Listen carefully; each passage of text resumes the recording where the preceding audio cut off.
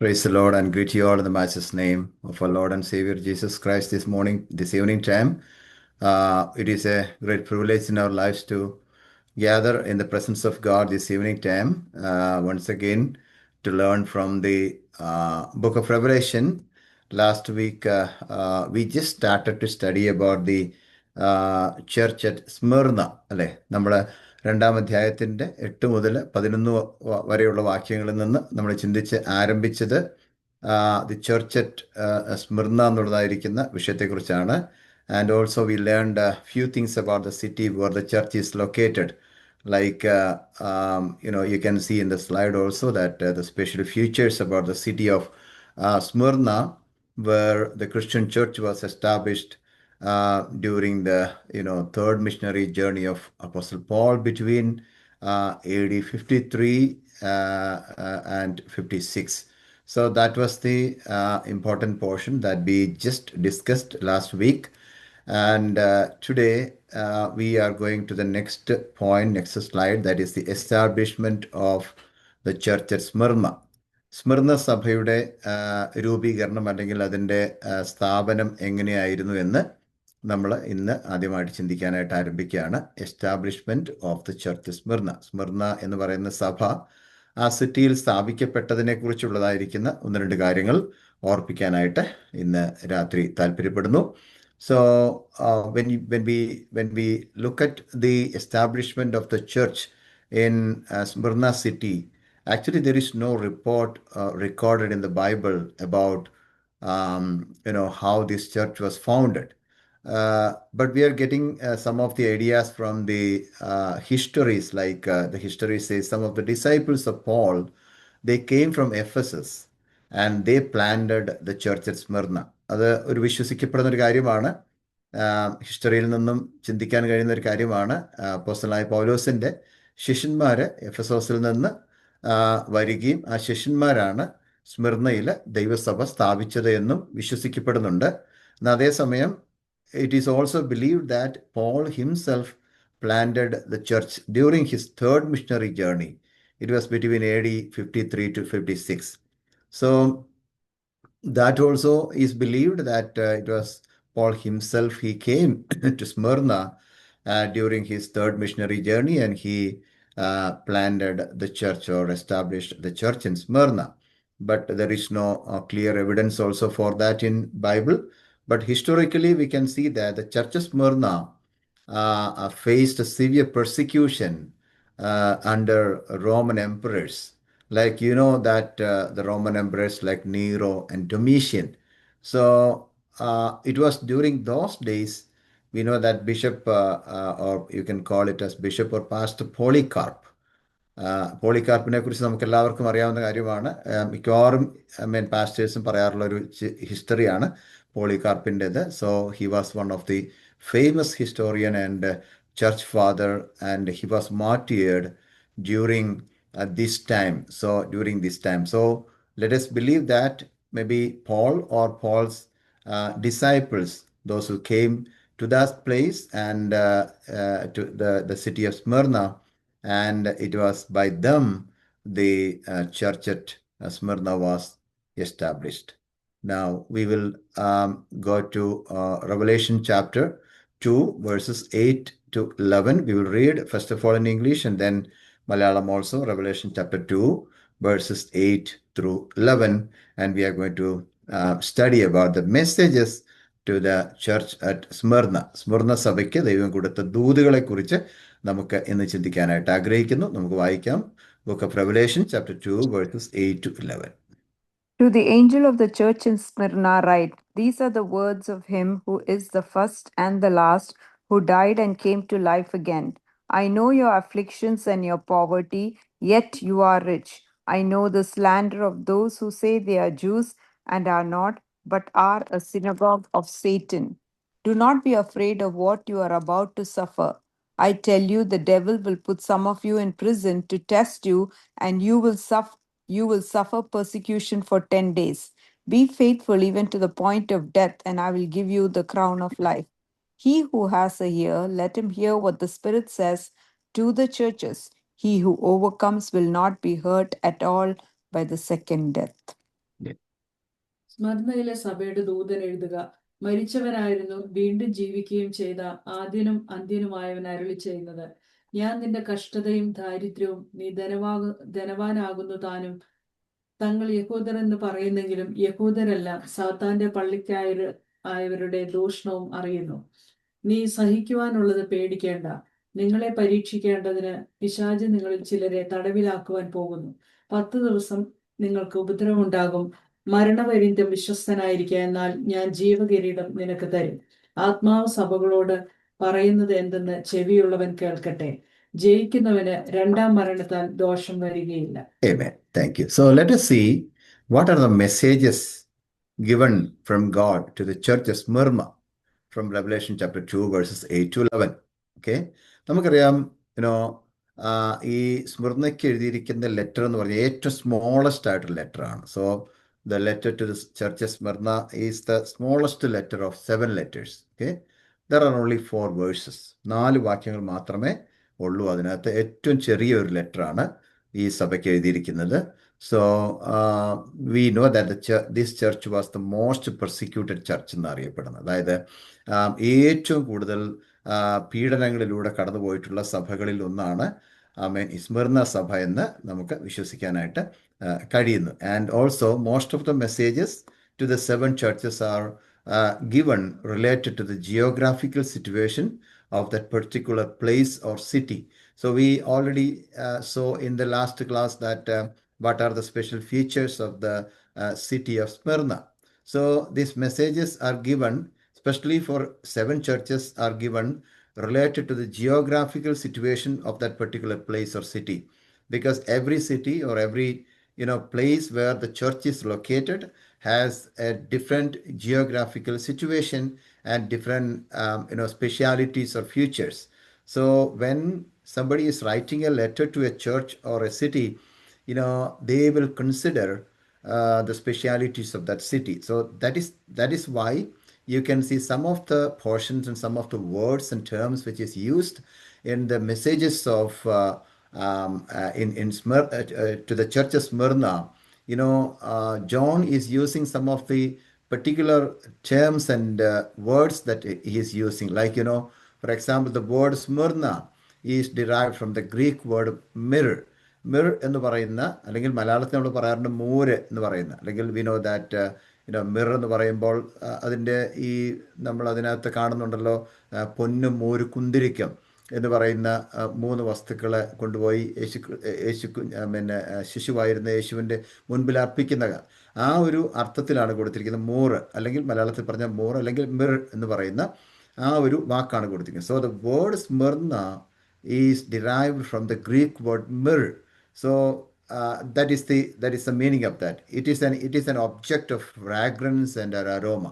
അപ്പോൾ ഒരു സുഗന്ധദ്രവ്യം എന്നുള്ള ഒരു വസ്തുവിനെ പോലെയാണ് ഈ മിർ എന്ന് പറയുന്ന ആ വസ്തുവിനെ നമുക്ക് ബൈബിളിൽ കാണാൻ തക്കവണ്ണം സാധിക്കുന്നത്. So actually what is this Mir? Mir is A gum with bitter taste. അപ്പോൾ ഈ മിർ എന്ന് പറയുന്നത്, അല്ലെങ്കിൽ മൂര് എന്ന് പറയുന്ന ഇത് അതിൻ്റെ ആ മരത്തിൽ നിൽക്കുന്ന സമയത്ത് ആ മരം നിങ്ങൾക്ക് അവിടെ കാണാൻ സാധിക്കുന്നുണ്ട്, സ്ക്രീനിൽ കാണുന്നുണ്ടല്ലോ. This is the tree of myrrh in Smyrna area. So because of that only, when John is writing this letter to Smyrna people or the church at Smyrna, he is quoting that particular word and the name of the tree in this his message. So myrrh actually is a gum with bitter taste. അതായത് ഈ മരത്തിൽ ഉള്ളതായിരിക്കുന്ന gum അത് തീർച്ചയായിട്ടും വളരെ bitter ആയിട്ടുള്ള അല്ലെങ്കിൽ കയ്പുള്ള ഒന്നാണ്. But they used to make this perfume in a specific process. There is a process to make this perfume. What they do is, after taking the gum or the fluid, or you can say it as a chemical sap from the tree. അപ്പോൾ ആ ഒരു ഒരു മരത്തിൽ നിന്നും ഒഴുകി വരുന്ന ഒരു കറയുണ്ടല്ലോ, ആ കറ അവരെടുത്തതിന് ശേഷമായിട്ട് they will dry it, അത് ഡ്രൈ ആക്കിയിട്ട്, and they used to grind it and they will put it to the fire. Then comes the sweet aroma. അപ്പോൾ ഇതിനെ ആ മരത്തിൽ നിന്ന് എടുത്തതിന് ശേഷമായിട്ട് അത് ഡ്രൈ ആക്കിയിട്ട് ഗ്രൈൻഡ് ചെയ്തിട്ട് അത് തീക്കകത്ത് ഇട്ട് എടുക്കുന്ന ഉടനെ അത് സ്വീറ്റ് അരോമയാണ് ഉണ്ടാക്കുന്നത്, അല്ലെങ്കിൽ എന്താണ് വളരെ നല്ല സ്മെല്ലുള്ളതായിരിക്കുന്ന ഒരു പെർഫ്യൂമിൻ്റെ സ്മെല്ലായിരിക്കും വരുന്നത്. ഈ മരത്തിൽ നിന്നാണ് അത് എടുക്കുന്നത്. So you can see that myrrh trees in Smyrna in the slide. So this myrrh is used in the Bible for many purposes.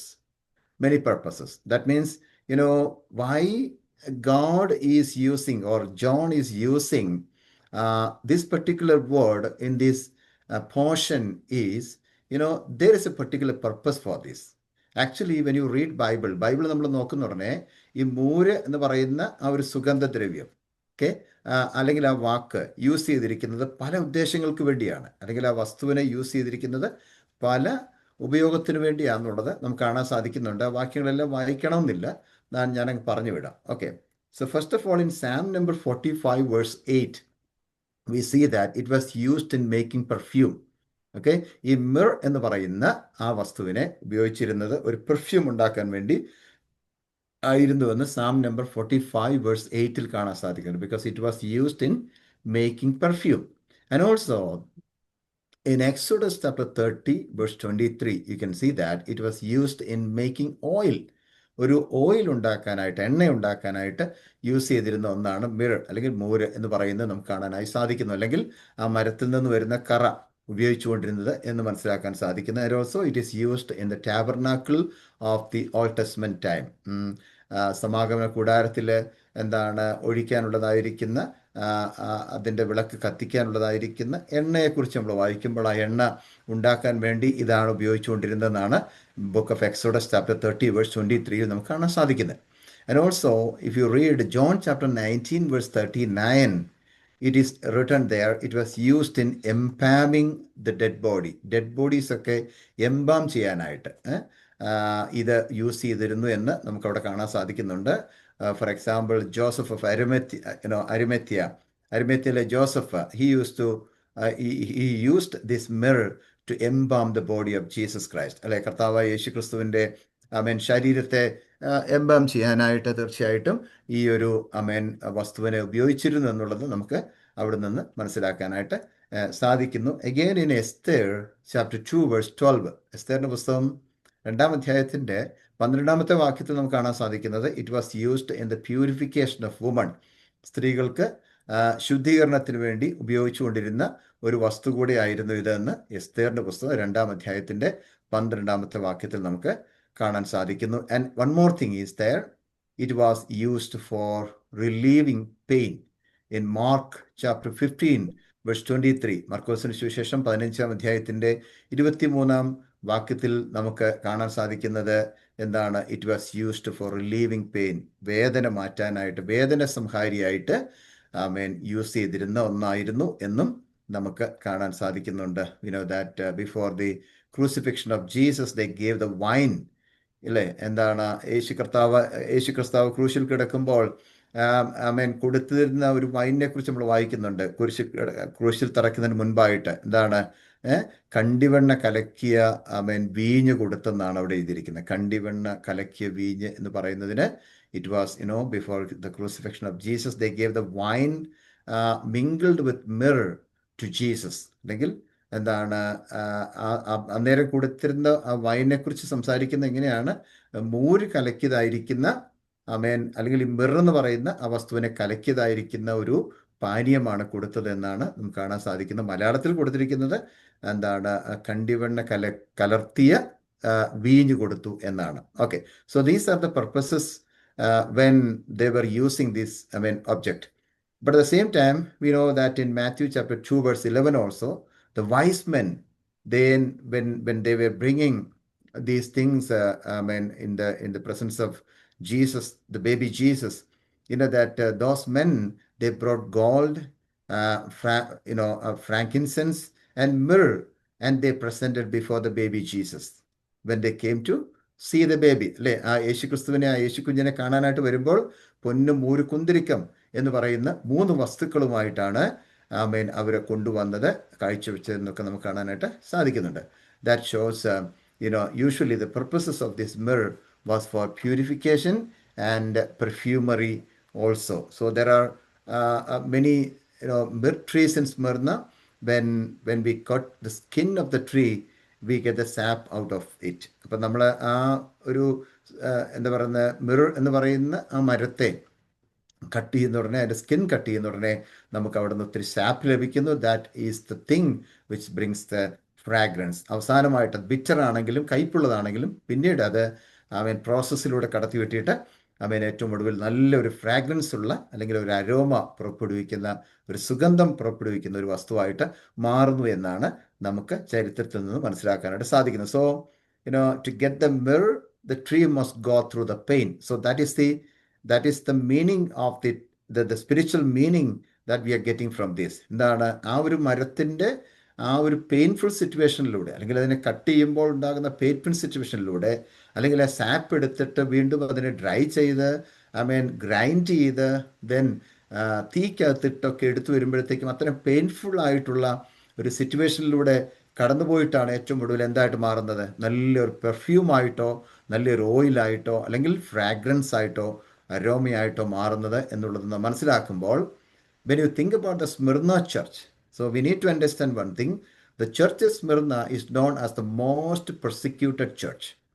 Okay, and even we read about the prophecy of persecution in Revelation chapter 2 verse 10. That is what we are going to see today. Okay, in Revelation chapter 2 verse 10, 2-ാം അധ്യായത്തിൻ്റെ 10-ാമത്തെ വാക്യത്തിൽ അത് വളരെ ശക്തമായിട്ട് തന്നെ പറഞ്ഞിട്ടുണ്ട്. ഏതെല്ലാം രീതിയിലുള്ള പ്രശ്നങ്ങളിലൂടെയാണ്, പെർസിക്യൂഷനിലൂടെയാണ് അവർ പോയത്. നീ സഹിക്കാനുള്ളത് പേടിക്കേണ്ട, നിങ്ങളെ പരീക്ഷിക്കേണ്ടതിന് പിശാച് നിങ്ങളിൽ ചിലരെ തടവിലാക്കുവാൻ പോകുന്നു. 10 ദിവസം നിങ്ങൾക്ക് ഉപദ്രവമുണ്ടാകും, മരണപര്യന്തം വിശ്വസ്തനായിരിക്കുക, എന്നാൽ ഞാൻ ജീവകിരീടം നിനക്ക് തരുമെന്നാണ് പറഞ്ഞിരിക്കുന്നത്. So let us see what are the appreciations given for the church. Appreciations given for the church in chapter 2 verses 9 and 10.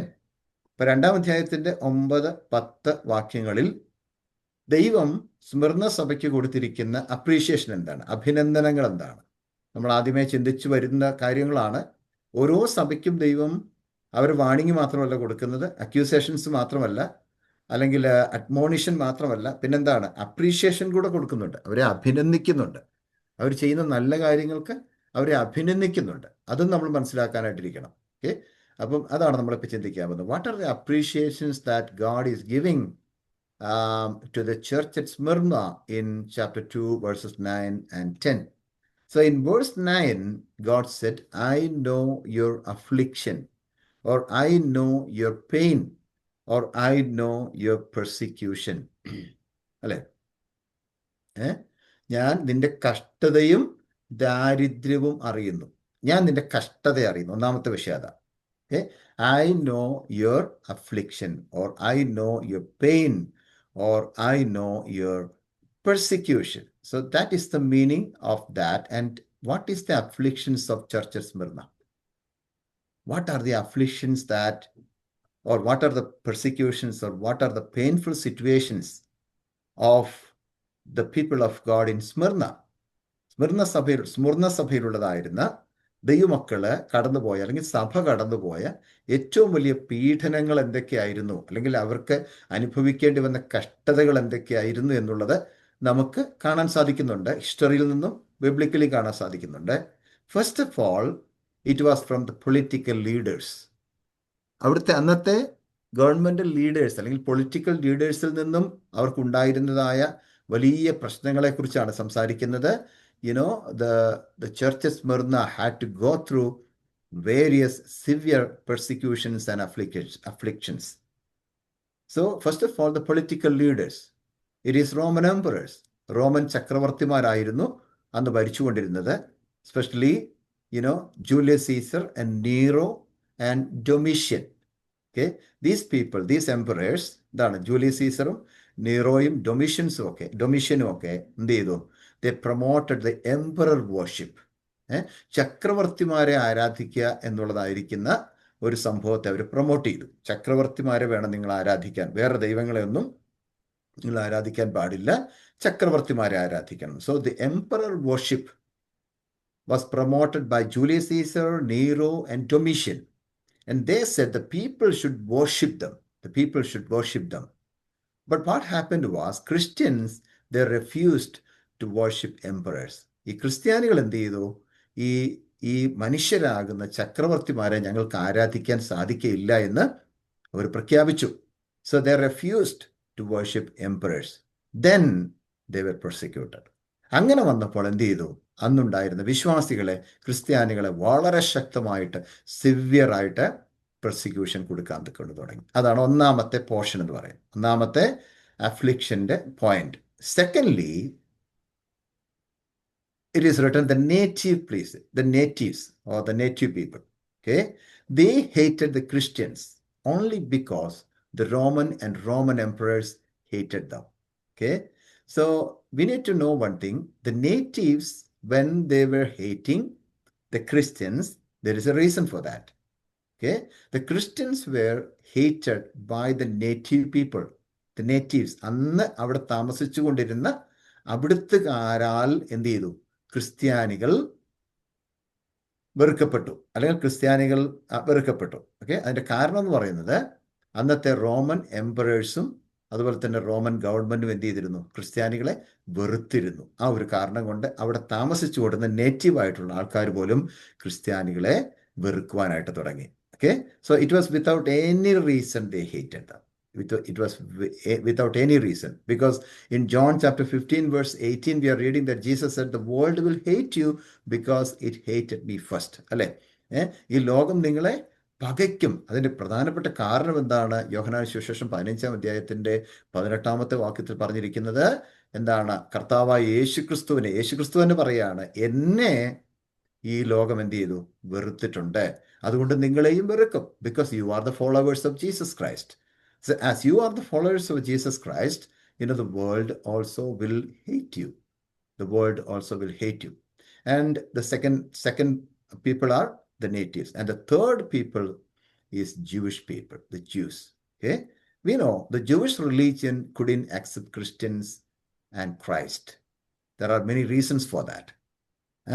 അല്ലെ, യഹൂദന്മാർക്ക് ഒരിക്കലും ക്രിസ്ത്യാനികളെ അംഗീകരിക്കാൻ ആരംഭ സമയത്ത് സാധിച്ചില്ല. അവർക്കത് സാധിക്കില്ല. കാരണം അതിൻ്റെ റീസൺസ് ഉണ്ട്. Because they expected Messiah and even Jews were supporting Romans to crucify Christ. അല്ലേ? അപ്പം ഈ യഹൂദന്മാർ, അന്നത്തെ കാലത്തെ യഹൂദന്മാർ പ്രതീക്ഷിച്ചുകൊണ്ടിരുന്നത് ഒരു മശിഹ വരുമെന്നാണ്. അപ്പം മശിഹ വരുന്നത് ഒരിക്കലും ഈ യേശുക്രിസ്തുവിനെ വരുന്നത് പോലെ അല്ല അവർ പ്രതീക്ഷിച്ചത്. ഒരു രാജാവായിട്ട് തന്നെ വരുമെന്നാണ്. അതിൻ്റെയൊക്കെ ഡീറ്റെയിൽസ് ഒക്കെ നമുക്ക് ഗോസ്പൽ ഓഫ് മാത്യുവിൽ കാണാൻ സാധിക്കുന്നുണ്ട്. So they were expecting Messiah, ഒരു പൊളിറ്റിക്കൽ ലീഡറായിട്ട് തന്നെയാണ് അവർ പ്രതീക്ഷിച്ചുകൊണ്ടിരുന്നത്. അവരുടെ രാജ്യം സ്ഥാപിച്ചു കൊടുക്കുന്ന, അല്ലെങ്കിൽ ഒത്തിരി സ്കാറ്റേർഡ് ആയിട്ടുള്ള ഇസ്രായേൽ ജനം എല്ലാം മടങ്ങി വന്ന്, യഹൂദന്മാർ മടങ്ങി വന്ന് അവർക്കൊരു രാജ്യം സ്ഥാപിച്ചു കൊടുക്കും എന്നുള്ള പ്രതീക്ഷയിലാണ് മശിഹായ്ക്ക് വേണ്ടി അവർ കാത്തിരുന്നത്, പൊളിറ്റിക്കൽ ലീഡറായിട്ട്. But we know Jesus was born in a pathetic situation. Jesus was born in a poor family and in a situation of poverty. So that is the reason that the Jewish people, they were not able to accept Jesus Christ as their Messiah. Okay? And the Jewish people, those who were living in that point or during those days, they were always supporting Roman government to crucify Christ. അല്ലെ, അതുകൊണ്ടല്ലേ അവർ വിളിച്ചു പറഞ്ഞത് എന്താണ്? അവനെ ക്രൂശിക്ക എന്ന് വിളിച്ചു പറയുന്ന ഒരു കാഴ്ച നമ്മൾ കാണുന്നുണ്ട്. സോ ഇതാണ് situation. So through these people, the church Smyrna, അല്ലെങ്കിൽ എന്താണ് അവിടെ ഉണ്ടായിരുന്ന സഭ, സ്മിർനയിൽ ഉണ്ടായിരുന്ന സഭ എന്ത് ചെയ്തു? പല വിധത്തിലുള്ളതായിരിക്കുന്ന അഫ്ലിക്ഷൻസിലൂടെ, പെർസിക്യൂഷൻസിലൂടെ, പെയിൻഫുൾ സിറ്റുവേഷനിലൂടെ കടന്നു പോകേണ്ടതായിട്ട് വന്നു. That is the reason we call the church of Smyrna as the most persecuted church. The most persecuted church. So what is the second appreciation that God is giving to the church of Smyrna? The second appreciation, രണ്ടാമത്തെ അഭിനന്ദനം നമുക്ക് അവിടെ കാണാൻ സാധിക്കുന്നത്, I know your poverty. I know your poverty. Okay? Same verse. In verse 9, we're reading that, ഞാൻ നിന്റെ കഷ്ടതയും ദാരിദ്ര്യവും അറിയുന്നു. അല്ലെ, ദാരിദ്ര്യവും അറിയുന്നു. ഞാൻ നിന്റെ കഷ്ടതയും ദാരിദ്ര്യം അറിയുന്നു. I know your poverty. So when we study about this point, let me tell you one thing. There are mainly two suggestions among the scholars about the situation of the church at Smyrna. How these people or how the church at Smyrna became poor. അല്ലേ? So എന്താണ്, നിങ്ങൾ ദാരിദ്ര്യമുള്ളവരായിരുന്നു എന്ന് ഞാൻ അറിയുന്നെന്ന് ദൈവം അവരെക്കുറിച്ച് പറയുമ്പോൾ എന്ത് ദാരിദ്ര്യമായിരുന്നു അവർക്കുണ്ടായത്, അല്ലെങ്കിൽ എങ്ങനെയാണ് അവർ ദരിദ്രരായി തീർന്നത്? അതിനെക്കുറിച്ച് ചെറിയൊരു എക്സ്പ്ലനേഷൻ തരാണ്ട് ഞാൻ ആഗ്രഹിക്കുക. Okay, first of all, the first suggestion about this point or this statement from the scholars, they says that the believers were from a financially poor background. Okay, അന്നത്തെ വിശ്വാസികളൊക്കെ സാമ്പത്തികമായിട്ട് വളരെ ഞെരുക്കം അനുഭവിച്ചുകൊണ്ടിരുന്ന ആൾക്കാരായിരുന്നു. അങ്ങനെയുള്ള ബാക്ക്ഗ്രൗണ്ടിൽ നിന്നും വന്നവരായിരുന്നു വിശ്വാസികളെന്ന് ഒരു കൂട്ടം ആളുകൾ പറയുന്നു. But the second suggestion for this point is they were very rich people before knowing Jesus, but after coming to Christianity, they lost everything and became very poor. എന്താണ്, വിശ്വാസത്തിലേക്ക് വരുന്നതിന് മുൻപ് അല്ലെങ്കിൽ യേശു ക്രിസ്തുവിനെ അറിയുന്നതിന് മുൻപ് അവർ വളരെ ധനികനായിട്ടുള്ള ആൾക്കാരായിരുന്നു. പക്ഷേ ഈ ക്രിസ്ത്യാനിറ്റിയിലേക്ക് വന്നു കഴിഞ്ഞപ്പോൾ, യേശു ക്രിസ്തുവിനെ സ്വീകരിച്ചു കഴിഞ്ഞപ്പോൾ അവർക്കുണ്ടായിരുന്ന സകലവും നഷ്ടപ്പെട്ടവരായിട്ട് അവരെന്ത് ചെയ്തു? ഏറ്റവും ദരിദ്രരായിട്ട് മാറിയെന്ന് ഒരു കൂട്ടം ആളുകൾ വിശ്വസിക്കുന്നു. So there are reasons to believe all these things, because if I explain about that situation of the people in Smyrna, അന്നത്തെ ആളുകളുടെ സിറ്റുവേഷനെ കുറിച്ച് എക്സ്പ്ലെയിൻ ചെയ്താൽ ഇങ്ങനെ നമുക്ക് പറയാൻ പറ്റും: most of them were business people. Okay, പല വിധത്തിലുള്ള ബിസിനസ്സുകൾ ചെയ്തുകൊണ്ടിരുന്ന ആൾക്കാരായിരുന്നു അന്ന് ഉണ്ടായിരുന്ന സ്മൃർണ സഭയിലുള്ള വിശ്വാസികൾ എന്നുള്ളത് ഉറപ്പാണ്. So what happened was, to do the business, everyone must have an agreement with the Roman Empire. Okay, history says that when somebody is doing business, that person or that group of people or that company should have an agreement with the Roman Empire. Okay, അപ്പം അന്നത്തെ Roman ചക്രവർത്തിയുമായിട്ട് നല്ലൊരു agreement ഉണ്ടെങ്കിൽ മാത്രമേ ഒരു business തുടങ്ങാനായിട്ട് അന്ന് ഒക്കത്തുള്ളൂ, ചെയ്യാനായിട്ട് ഒക്കത്തുള്ളൂ. And also they have to consider Caesar as the God. എന്താണ്, കൈസറിനെ ദൈവമായിട്ട് അവർ കരുതുകയും ചെയ്യണം. Okay, otherwise there is no permission to do the business. അന്നത്തെ ചരിത്രം അങ്ങനെയാണ് പറയുന്നത്. ഒരു ബിസിനസ് ചെയ്യണമെന്നുണ്ടെങ്കിൽ എന്ത് ചെയ്യണം? സീസറിനെ അല്ലെങ്കിൽ കൈസറിനെ ദൈവമായിട്ട് അവർ അംഗീകരിക്കുകയും അതുപോലെ തന്നെ റോമൻ എംപയറുമായിട്ട് അവർക്കൊരു എഗ്രിമെൻ്റ് ഉണ്ടാക്കുകയും ചെയ്യണം. Then and there only they will be able to do a business. But what happened with the Jewish people? Okay, for the Jewish people, there was a concession that if they don't worship Caesar, no problem, but should agree with all other regulations. ഇതായിരുന്നു അവിടെ പ്രശ്നം. യഹൂദന്മാർക്ക് മാത്രം ഒരു concession കൊടുത്തു. എന്തെന്നറിയാമോ? അവർ കൈസറിനെ ആരാധിക്കുന്നില്ലെങ്കിൽ കുഴപ്പമില്ല, ആരാധിക്കേണ്ട ആവശ്യമില്ല. പക്ഷേ വേറൊരു കാര്യമുണ്ട്, they should agree with all other regulations. Okay, മറ്റെല്ലാ റെഗുലേഷൻസും അവർ അനുസരിച്ചേ പറ്റത്തുള്ളൂ. ഈ ഒരു എന്താണ് പറയുന്നത്, കൈസർ ആരാധന മാത്രം മാറ്റിത്തരാം എന്നുള്ളത് ആരോട് പറഞ്ഞു? യഹൂദന്മാരോട് പറയുകയാണ്. But at the same time Christians, what happens, Christians were going through a troublesome situation, but even in the midst of the troublesome situation, these people, the Christian people, they disagreed with the command of Caesar worship.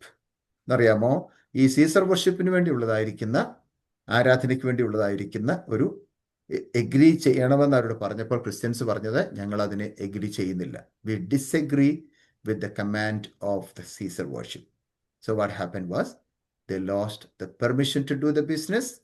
Many people, many families and many individuals, they became jobless and their shops and houses were looted. അവരുടെ ഉണ്ടായിരുന്ന കടകളും അവരുടെ വീടുകളെല്ലാം കൊള്ള ചെയ്തുകൊണ്ട് പോയി, അവിടുന്ന് അതിക്രമിച്ച് കയറി അവിടെ നിന്ന് ഉണ്ടായിരുന്നെല്ലാം എടുത്തുകൊണ്ട് പോയി. ഒത്തിരി പേര് ജോലി ഇല്ലാത്തവരായിട്ട് മാറി, അവർക്ക് ബിസിനസ് ചെയ്യാൻ പറ്റാത്തൊരവസ്ഥ വന്നു. And they became like beggars and had to experience a kind of poverty. അപ്പോൾ അവരെ വിശ്വാസത്തിലോട്ട് വന്നു കഴിഞ്ഞപ്പോഴത്തേക്കും എന്താ സംഭവിച്ചു? അവർക്കുണ്ടായിരുന്ന സകലവും നഷ്ടപ്പെട്ടവരായിട്ട് ഒരു ദാരിദ്ര്യത്തിൻ്റെ അവസ്ഥയിലേക്ക് അവർ പോയി.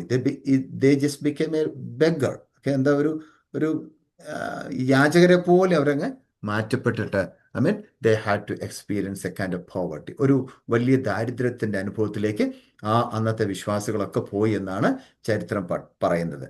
But God said in verse 9 verse 9 പറഞ്ഞിരിക്കുന്നതാണ്, ഞാൻ നിന്റെ കഷ്ടതയും ദാരിദ്ര്യവും ഞാൻ അറിയുന്നു. ഓക്കെ, നീ ധനവാനാകുന്നു താനും എന്നാ പറഞ്ഞിരിക്കുന്നത്. ഓക്കെ, ഞാൻ നിന്റെ കഷ്ടതയും ദാരിദ്ര്യവും അറിയുന്നു, നീ ധനവാനാകുന്നു താനും. അല്ലെ, I know your poverty but you are rich. കണ്ടോ, I know your poverty, I know your situation. That is the meaning of that. Dear ones, this evening time, let me encourage you, every one of you, that God knows your situation. No? What are the problem then? What are the issues and what are the struggles that you're going through? Or God knows everything. നമ്മുടെ ദൈവം അറിയാത്തതൊന്നുമില്ല. നമ്മുടെ മാനസികമായിട്ടോ ശാരീരികമായിട്ടോ ആത്മീയമായിട്ടോ ഏതെങ്കിലും വിധത്തിൽ hallelujah നമ്മുടെ പ്രയാസത്തിലൂടെ പോകുന്നുണ്ടെങ്കിൽ നമ്മുടെ പ്രയാസങ്ങൾ മുഴുവൻ നമ്മുടെ കർത്താവ് നന്നായിട്ട് അറിയുന്നു. So that is the exact message which was given for Smyrna church. God said in verse 9, I know your poverty. നിന്റെ ദാരിദ്ര്യം ഞാൻ അറിയുന്നു. And also he said, I know your affliction. നിന്റെ കഷ്ടത ഞാൻ അറിയുന്നു. I know your persecution. I know your painful situation. എല്ലാം എനിക്കറിയാം. എന്നിട്ട് പറയുകയാണ്, ബട്ട് യു ആർ റിച്ച്. അല്ലേ, എനിക്കറിയാം നീ പോവർട്ടി ഉള്ളവനാണ്, ദാരിദ്ര്യമുള്ളവനാണ്. പക്ഷെ നീ ആരാണിപ്പോൾ? നീ റിച്ചാണ്, ധനവാനാണ്. Why did God say that? No, they are rich in spirit. അല്ലെ, they are rich in spirit. അവർ ആത്മാവിൽ ആരാണ്? ധനവാന്മാരാണ്. ഹല്ലേലൂയ. അവർ ആത്മാവിൽ ആരാണ്? സമ്പന്നരാണ്. Okay, financially poor but spiritually they are rich. ഇതാണ് നമുക്ക് ഏറ്റവും കൂടുതൽ ആവശ്യമായിരിക്കുന്നത്. ഫൈനാൻഷ്യലി ഒരു പക്ഷേ നമ്മൾ ഒത്തിരി ദരിദ്രരായിരിക്കാം, പണമുണ്ടായിരിക്കാം, എന്തും ആയിക്കോട്ടെ. ഫിസിക്കലി ഒരു പക്ഷേ വീക്കായിരിക്കാം, ഒത്തിരി പ്രയാസങ്ങളോട് പോകുന്നവരായിരിക്കാം, no problem. But we are suppose to be rich spiritually. അല്ലെ, ആത്മീകമായിട്ട് നമ്മൾ എന്തായിരിക്കണം? സമ്പന്നനായിരിക്കണം. ആത്മീകമായ വളർച്ച നമുക്കുണ്ടായിരിക്കണം. ബാക്കിയെല്ലാം സെക്കൻഡറി ആണ്. എന്നാൽ ആത്മീക വളർച്ച ഉള്ളവർക്ക് മാത്രമേ ദൈവത്തിന് നിലനിൽക്കാനായിട്ട് സാധിക്കത്തുള്ളൂ. So that is the message that was given to the church at Smyrna. And the third thing is in the same verse, same verse 9. Can you read that verse maybe in English one more time? I know your afflictions and your poverty, yet you are rich. I know the slander of those who say they are Jews and are not, but are a synagogue of Satan. Okay, I know the slander or blasphemy എന്നാ പറഞ്ഞിരിക്കുന്നത്. I know the slander or blasphemy of those who say they are Jews but are not Jews. They are from the synagogue of Satan. തങ്ങൾ യഹൂദർ എന്ന് പറയുന്നെങ്കിലും യഹൂദരല്ല, സാത്താന്റെ പള്ളിക്കാരായവരുടെ ദൂഷണവും ഞാൻ അറിയുന്നു. So in verse 9 we are reading that the accusation and the betrayal on Christians by Jewish people, even though they are known as Jews or influenced by Satan. Okay, യഹൂദന്മാരാണെന്ന് പറയുമ്പോൾ തന്നെ യഹൂദന്മാരല്ലാത്ത, അല്ലെങ്കിൽ യഹൂദന്മാരാണോ എന്ന് ചോദിച്ചാൽ ആണ്. അതേസമയം they are influenced by Satan, സാത്താനാൽ സ്വാധീനിക്കപ്പെട്ടവരായിട്ട് തീർന്ന, അല്ലെങ്കിൽ തങ്ങൾ യഹൂദരെന്ന് പറയുന്നെങ്കിലും യഹൂദരല്ല, സാത്താന്റെ പള്ളിക്കാരായവരുടെ ദൂഷണം. Okay, the synagogue of Satan എന്ന് പറയുമ്പോൾ, സിനഗോഗ് ഓഫ് സൈറ്റൻ എന്ന് പറഞ്ഞ സംഭവം അന്നില്ലെങ്കിലും അന്ന് കാൽക്കുലേറ്റ് ചെയ്യുന്ന എന്താണെന്ന് ചോദിച്ചാൽ, യഹൂദന്മാർക്കൊരു സിനഗോഗ് ഉണ്ടെങ്കിൽ എന്തായാലും അതിൻ്റെ കൗണ്ടർ ഫീറ്റ് ഉണ്ട്, അല്ലെങ്കിൽ അതിൻ്റെ ഓപ്പോസിറ്റ് ഒരു ശക്തി ഉണ്ടെന്നുള്ളത് മനസ്സിലാക്കിക്കൊണ്ടാണ് പറഞ്ഞത്. യഹൂദന്മാർക്ക് സിനഗോഗ് ഉണ്ട്, പക്ഷേ യഹൂദന്മാർ ആണെങ്കിലും യഹൂദന്മാരല്ലാതിരിക്കെ യഹൂദന്മാരാണെന്ന് പറഞ്ഞുകൊണ്ട് സാത്താൻ്റെ പള്ളിയിൽ നിന്നും ആൾക്കാർ വന്നിട്ട്, അല്ലെങ്കിൽ സാത്താനെ സേവിക്കുന്ന ആളുകൾ വന്നിട്ട് എന്ത് ചെയ്തു? ഇവിടെ പ്രശ്നമുണ്ടാക്കി, അവർക്ക് ബുദ്ധിമുട്ടുണ്ടാക്കി എന്ന് പറയുന്നത് കൊണ്ടാണ് പറഞ്ഞിരിക്കുന്നത്, I know the slander, I know the blasphemy. Okay, നിങ്ങൾ കടന്നു പോയതായിരിക്കുന്ന സിറ്റുവേഷൻ എനിക്ക് നന്നായിട്ട് അറിയാം. Okay, those who say they are Jews but are not Jews. Okay, യഹൂദന്മാരാണെന്ന് അവർ പറയുന്നു, പക്ഷെ അവർ ശരിക്കും യഹൂദന്മാരല്ല. But they are from the synagogue of Satan. Okay, so remember one thing, the accusation and the betrayal on Christians by Jewish people are known as the blasphemy or the slander. Okay, even though they are known as the Jewish people, but they are influenced by Satan. So influence ആണ് ഇന്നത്തെയും ഏറ്റവും കൂടുതൽ പ്രശ്നമായിട്ട് മാറിയിരിക്കുന്നത്. കാരണം മറ്റുള്ളവരാൽ influence ചെയ്യപ്പെട്ടിട്ടും സാത്താന്യമായിട്ടും influence ചെയ്യപ്പെട്ടിട്ടും സ്വാധീനിക്കപ്പെട്ടിട്ടും ഒക്കെയാണ് പലപ്പോഴും പല അബദ്ധങ്ങളും പലർക്കും ഇന്ന് സംഭവിച്ചുകൊണ്ടിരിക്കുന്നത് എന്ന് മാത്രം പറഞ്ഞതിന് ശേഷമായിട്ട് നമ്മൾ വേഴ്സ് 10 പോവുകയാണ്. That is the fourth, appreciation that God is giving about the church at Smyrna. The fourth one is, I know your future tribulation. നിങ്ങൾക്കിനി സംഭവിക്കാൻ പോകുന്ന, that is in verse 10, okay? നീ സഹിപ്പാനുള്ളത് പേടിക്കേണ്ട.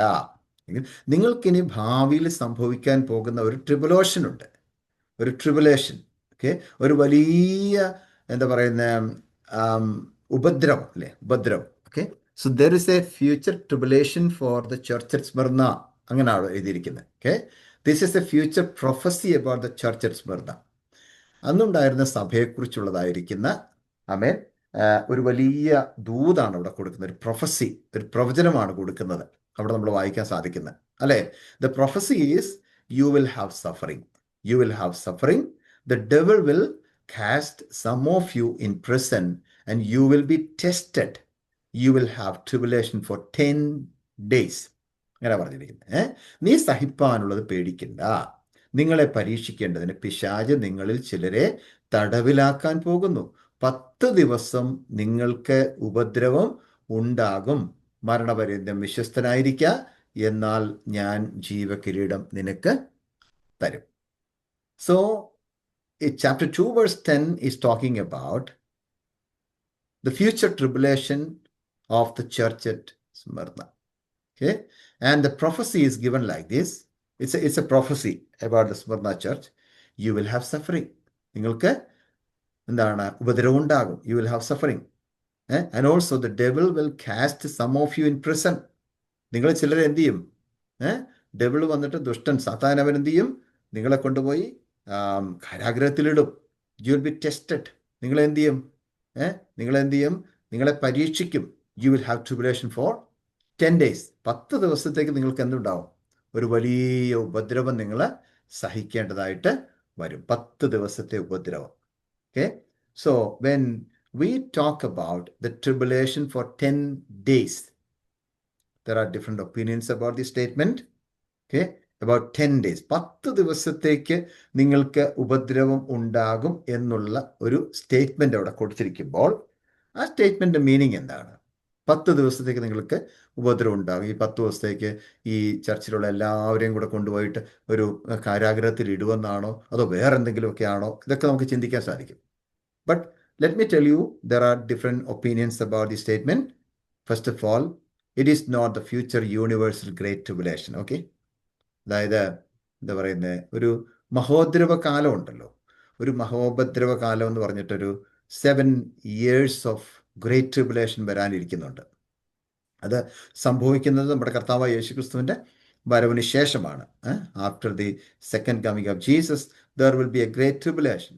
But this 10 days in this particular verse, is not talking about the future universal great tribulation. ഇവിടെ 10 ദിവസത്തേക്ക് നിങ്ങൾക്കൊരു tribulation ഉണ്ടാകും, അല്ലെങ്കിൽ എന്താണ് ഉപദ്രവം ഉണ്ടാകും എന്ന് പറയുന്നത് 7 വർഷത്തെ മഹോദ്രവത്തെക്കുറിച്ചല്ല എന്നാണ് നമുക്ക് മനസ്സിലാക്കാൻ സാധിക്കുന്നത്. പിന്നെ സെക്കൻഡ് സജഷൻ, രണ്ടാമത്തെ സജഷൻ എന്താണെന്നറിയാമോ, ഒപ്പീനിയൻ എന്താണെന്നറിയാമോ? From the period of time of emperor Domitian to the time of Diocletian, okay, ആവിടം വരെ, അല്ലെങ്കിൽ ഈ ഡൊമീഷ്യൻ എന്ന് പറയുന്ന ചക്രവർത്തി മുതൽ ഡയക്ലീഷ്യൻ എന്ന് പറയുന്ന ചക്രവർത്തി വരെ 10 എംപറേഴ്സ് ഉണ്ടായിരുന്നു, 10 ചക്രവർത്തിമാരുണ്ടായിരുന്നു, ഓക്കെ? ആ സമയങ്ങളിൽ 10 ചക്രവർത്തിമാരുടെയും ഇടയിൽ സംഭവിച്ച, അല്ലെങ്കിൽ അവരിലൂടെ വന്നതായിരിക്കുന്ന സഫറിങ്സിനെ കുറിച്ചും ട്രിബുലേഷനെ കുറിച്ചും പെർസിക്യൂഷനെ കുറിച്ചുമാണ് ഈ 10 ദിവസം എന്ന് പറഞ്ഞിരിക്കുന്നതെന്ന് ഒരു കൂട്ടം ആളുകൾ പറയുന്നു. So this is the second opinion about the 10 days of tribulation. And the third opinion is, it is a short period of severe persecution that's soon to come on the church in Smyrna. ഈ പ്രവചിക്കുന്ന ആ സമയങ്ങളിൽ തന്നെ സംഭവിക്കാനിരിക്കുന്ന, അല്ലെങ്കിൽ സംഭവിച്ചിട്ടുള്ള ഏതെങ്കിലും ഒരു വളരെ short ടൈമിൽ കുറച്ച് ദിവസത്തേക്ക് മാത്രം സംഭവിക്കാനുണ്ടായിരുന്ന ഒരു പ്രത്യേകമായിരിക്കുന്ന പെർസിക്യൂഷൻ അല്ലെങ്കിൽ സിവിയർ ആയിട്ടുള്ള അതികഠിനമായിട്ടുള്ള ഒരു ഉപദ്രവത്തെക്കുറിച്ചാണ് ഇത് സംസാരിക്കുന്നതെന്ന് ഒരു കൂട്ടം ആളുകൾ പറയുന്നു. എന്നാൽ നിങ്ങൾ നോക്കിയേ, ഈ 10 days എന്ന് അവിടെ ഉപയോഗിച്ചിരിക്കുന്നത് 10 days. So what is the significance of 10 days in Bible? We will have to read maybe Genesis chapter 24 verse 55 and also Acts chapter 25 verse 6 also. Okay, so why, in this particular portion or Revelation chapter 2 verse 10, it is particularly written that 10 days will be there for your suffering. So when you read in Bible, 10 days signifies a brief time. It's a brief time. വളരെ ചുരുങ്ങിയ ഒരു സമയത്തെ കാണിക്കാൻ വേണ്ടിയാണ് ബൈബിളിൽ എന്തെഴുതിയിരിക്കുന്നത്, 10 ദിവസങ്ങൾ എന്ന് എഴുതിയിരിക്കുന്നത്. ഓക്കെ, അത് നമുക്ക് നോക്കാം. Book of Genesis chapter 24 verse 55. We know the history, but we will just read that portion. Yeah. Genesis. But her brother and her mother replied, "Let the girl remain with us 10 days or so, then you may go."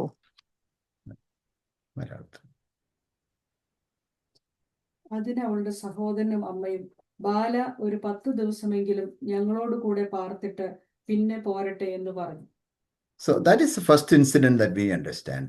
Okay, 10 days means a brief time. Okay, we know the history. Rebecca's brother and her mother said to the servant of Abraham, അല്ലെ, എന്താണ്, റിബേക്കയുടെ സഹോദരനും അമ്മയും കൂടെ Abraham അയച്ചിരിക്കുന്ന തൻ്റെ ദാസനോട് പറയുന്ന ഒരു കാര്യമാണ്, let the girl stay with us a few days.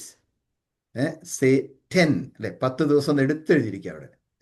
എന്ത് ചെയ്യട്ടെ, ബാല ഞങ്ങളോട് കൂടെ 10 ദിവസം കൂടെ താമസിക്കട്ടെ, അതിനുശേഷം അവൾ നിന്റെ കൂടെ വരും. ഓക്കെ, ഇസ്ഹാക്കിന് വേണ്ടി പെണ്ണിനെ കാണാനായിട്ട് പോയിരിക്കുന്ന, പക്ഷെ അങ്ങോട്ട് വരുന്നതിന് മുൻപ് 10 ദിവസം ഞങ്ങളുടെ കൂടെ താമസിക്കുന്നത്, അതിന് ശേഷം വരും എന്ന് പറഞ്ഞിരിക്കുന്നത്. 10 days എന്ന് പറഞ്ഞൊരു ബ്രീഫ് ടൈമാണ്.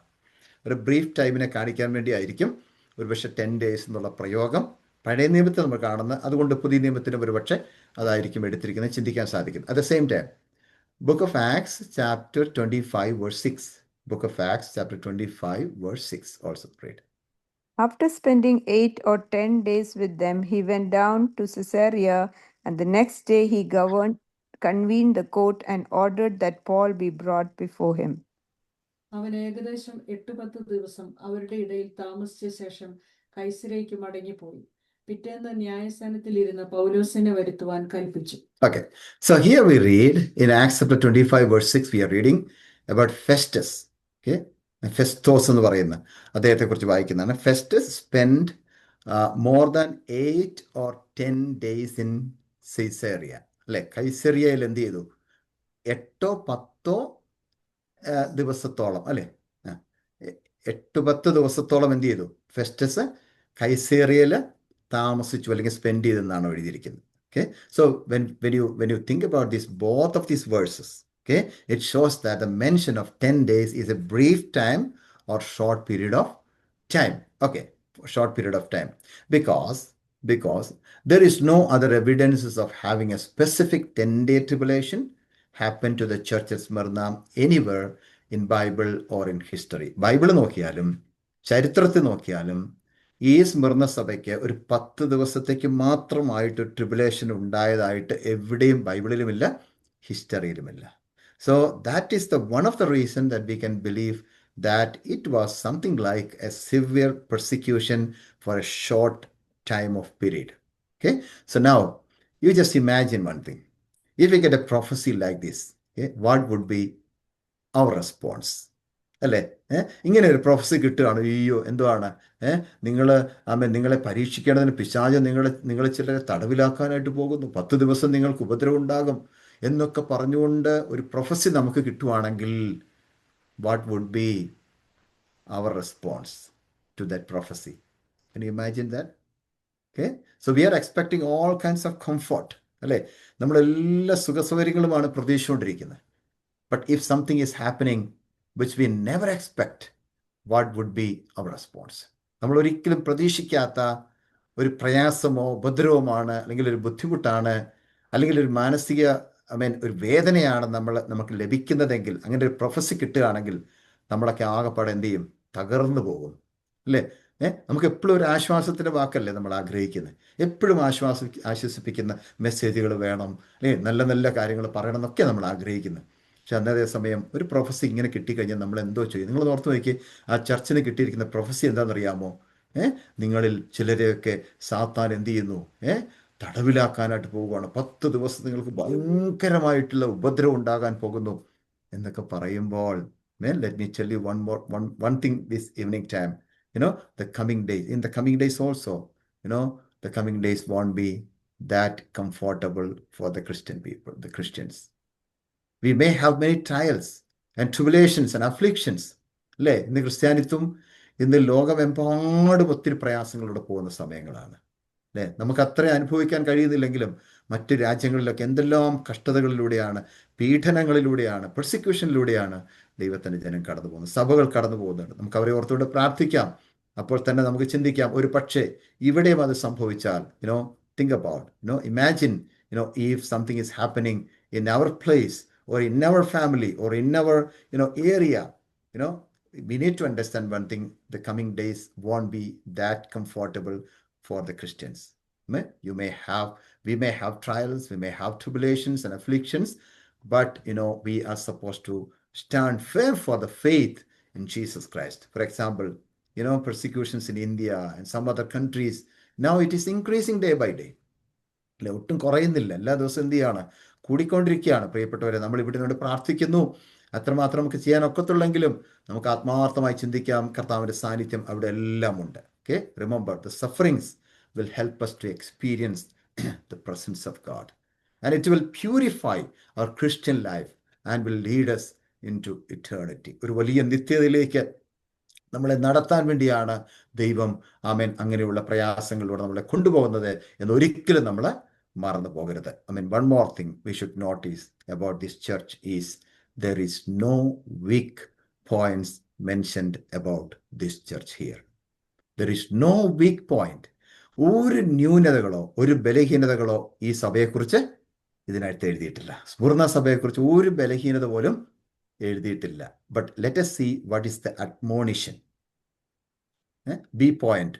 ഓക്കെ, അതിനകത്ത് പറയുന്നത് എന്താണെന്നറിയാമോ? 2-ാം അധ്യായത്തിൻ്റെ 10-ാം വാക്യത്തിലും 11-ാം വാക്യത്തിലും കൂടെ നോക്കുന്ന ഉടനെ അവിടെ കാണാൻ സാധിക്കുന്നത് ഒരു വലിയ ഉപദേശം അവർക്ക് കൊടുക്കുകയാണ്. ഓക്കെ, അല്ലെങ്കിൽ ഒരു ഉപദേശം, അല്ലെങ്കിൽ അവർക്ക് എൻകറേജ്മെന്റ് പോലെ അവർക്ക് കൊടുക്കുക, ഒരു അഡ്മോണിഷൻ കൊടുക്കുക. എന്തെന്നറിയാമോ?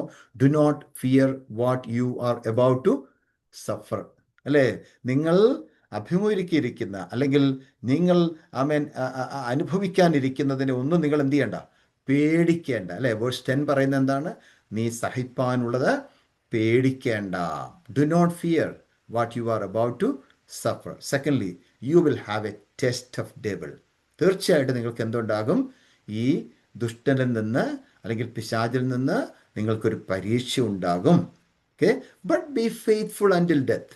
പക്ഷെ നിങ്ങൾ എന്ത് ചെയ്യണം? മരണപര്യന്തം വിശ്വസ്തരായിരിക്കുക. എന്നിട്ട് എന്ത് ചെയ്യുക? ഓവർകം ചെയ്യാൻ ശ്രമിക്കുക, അല്ലെങ്കിൽ ഓവർകം ചെയ്യാൻ ശ്രമിക്കുക.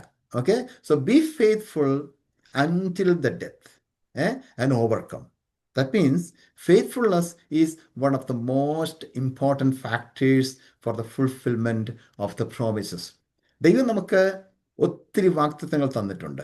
പക്ഷെ ദൈവത്തിൻ്റെ മക്കളെ, ഇന്ന് രാത്രി ഉള്ള എല്ലാവരോടും ഞാൻ സംസാരിക്കുന്നത്, ദൈവം നമുക്ക് തന്നിരിക്കുന്ന വാഗ്ദത്തങ്ങളെ നാം പ്രാപിക്കണമെങ്കിൽ തീർച്ചയായിട്ടും നമ്മൾ എന്ത് ചെയ്യണം? ഫെയ്ത്ത്ഫുള്ളായിട്ട് കർത്താവിനെ സേവിക്കണം. ഫെയ്ത്ത്ഫുള്ളായിട്ട് കർത്താവിനെ സേവിക്കണം. ദൈവം നമുക്ക് തന്നിരിക്കുന്ന എല്ലാ അനുഭവങ്ങളും നമുക്ക് അനുഭവിക്കാൻ കഴിയും. പക്ഷേ എന്താ ചെയ്യണമെന്ന് അറിയാമോ? Be faithful in the presence of God. It is not being faithful for a moment. It is not being faithful for 1 hour or 1 day or 1 year, but it is specifically written, be faithful until death. നമ്മുടെ മരണം വരെ, നമ്മുടെ മരണസമയത്ത് വരെ എന്ത് ചെയ്യണം? വിശ്വസ്തരായിരിക്കുക. വിശ്വസ്തരായിരിക്കാൻ നമുക്ക് സാധിക്കുന്നില്ലെങ്കിൽ തീർച്ചയായിട്ടും നമ്മുടെ ജീവിതം പരാജയമാണ്. ഓക്കെ, അപ്പോൾ ആദ്യം എന്ത് ചെയ്യണം? We are supposed to be faithful until our death. And also we are supposed to overcome the worldly pleasures by the power of the Holy Spirit. If God allows, we will learn about the next promise, that is the promise of reward, in the next class. Okay, so let us all close ourselves, our eyes in the presence of God. We are, going to wind up our service with a word of prayer. Pastor P.C. Abraham will be praying this evening time. But before that, let us all submit ourselves in the mighty hand of God. We've been listening from the word of God that, we are supposed to, we are supposed to overcome all the pleasures of this world. We are not supposed to be, scary. We are not supposed to be afraid about what we are going to suffer. Okay? But we will have some test from the devil or Satan, but at the same time, we are supposed to we are supposed to be, stand firm in the faith of Jesus Christ. കർത്താവായ യേശു ക്രിസ്തുവിന്റെ വിശ്വാസത്തിൽ അടിയുറച്ചു നിന്നുകൊണ്ട് hallelujah faithful ആയിട്ട് നിൽക്കുവാൻ തക്കവണ്ണം കർത്താവ് സഹായിക്കട്ടെ. B faithful അൻറ്റിൽ the death. Amen. So faithfulness is one of the most important factor for fulfillment of the promise. ദൈവത്തിന്റെ വാഗ്ദത്തങ്ങൾ നമ്മുടെ ജീവിതത്തിൽ പ്രാപിച്ചെടുക്കേണ്ടതിന് പൂർണ്ണമായിട്ടും കർത്താവിന്റെ സന്നിധിയിൽ കഴിവിന്റെ പരമാവധി വിശ്വസ്തയോടെ ജീവിക്കാൻ നമുക്ക് ശ്രമിക്കാം. ദൈവത്തിന്റെ അനുഗ്രഹങ്ങളെ പ്രാപിപ്പാൻ കർത്താവ് സഹായിക്കട്ടെ. ദൈവകരങ്ങളിലേക്ക് നമ്മെ സമർപ്പിച്ചുകൊണ്ട് നമുക്ക് പ്രാർത്ഥിക്കാം.